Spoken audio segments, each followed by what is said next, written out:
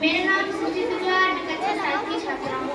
आज मैं इस मंच पर स्वतंत्रता दिवस और देशभक्ति के बारे में अपने विचार साझा करने के लिए प्रस्तुत हुई हूँ। जो त्रुटियां होंगी क्षमा पात्र करूँगी।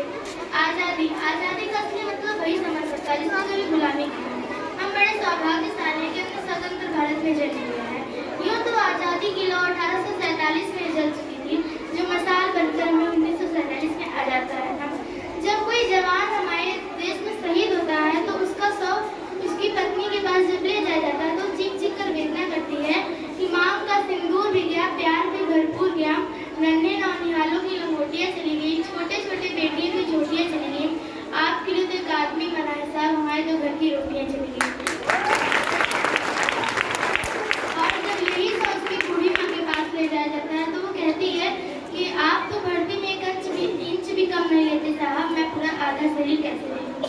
हमारे देश के उन जवानों के लिए जो हमारे लिए अपने प्राणों की बलिदान देकर भी हमें रक्षा करते हैं, हम सोचते हैं कि वो हमारे कुछ लगते नहीं है और अगर हमारे बीच कोई नहीं रहता तो हमें बहुत दुख होता है। लेकिन अगर कोई हमारा जवान शहीद होता है तो हमें दुख नहीं होता क्योंकि वो हमारे कुछ लगते नहीं। लेकिन क्या वो हमारे लगते हैं जो हमारी रक्षा करते हैं, वो अपने प्राणों की बिना चिंता के, अपने घर परिवार की बिना चिंता के हमारी रक्षा करते हैं। इसलिए हमें उनकी आत्मा के लिए एक बड़ा श्रद्धांजलि जोड़ देना चाहिए।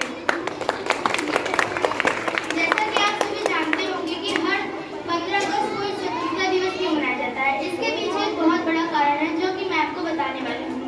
राव माउंटबेटन हमारे देश के प्रधानमंत्री थे जिन्होंने कहा कि हमारे लिए 15 तारीख बहुत ही शुभ तारीख है। मैं इसी दिन 15 अगस्त मनाऊंगा और अपने भारत देश को आजाद कराऊंगा। लेकिन वहाँ के ज्योतिषों ने कहा कि यह बहुत अमंगल तारीख है, आप 15 को न रखें, 14 और 16 को रखिए। उन्होंने कहा, वो अपने प्रण पर अड़िग रहे और उन्होंने कहा कि नहीं, मैं इसी दिन रखूंगा। और उसके बाद ज्योतिषों ने कहा कि हम लोगों को कुछ उपाय करना होगा, तो उन्होंने कहा कि ना 14 तारीख रखते हैं ना 15 तारीख, दोनों के बीच में जो मध्य रात्रि आती है उस दिन हम स्वतंत्रता दिवस मनाएंगे। और तब से लेकर आज तक 14 तारीख और 15 तारीख के बीच में हमारा भारत देश आज़ाद हुआ था और सबसे पहले जवाहरलाल नेहरू जी ने लाल किले पर ध्वजारोहण किया था। जैसे कि आप सभी जानते हैं कि हर बार स्वतंत्रता दिवस को हमारे प्रधानमंत्री ही क्यों लाल किले पर ध्वजारोहण करते हैं और हर 26 जनवरी को हमारे देश के राष्ट्रपति ही लाल किले पर ध्वजारोहण करते हैं।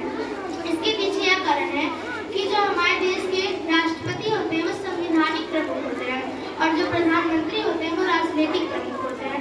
और वहाँ से अब तक ये परंपरा आती गई है कि हर 15 अगस्त को प्रधानमंत्री लाल किले पर ध्वजारोहण करें, क्योंकि सबसे प्रथम जवाहरलाल नेहरू जी ने, जो हमारे देश के प्रधानमंत्री थे, उन्होंने ही ध्वजारोहण किया था। तब से आज तक ये परंपरा आ रही है।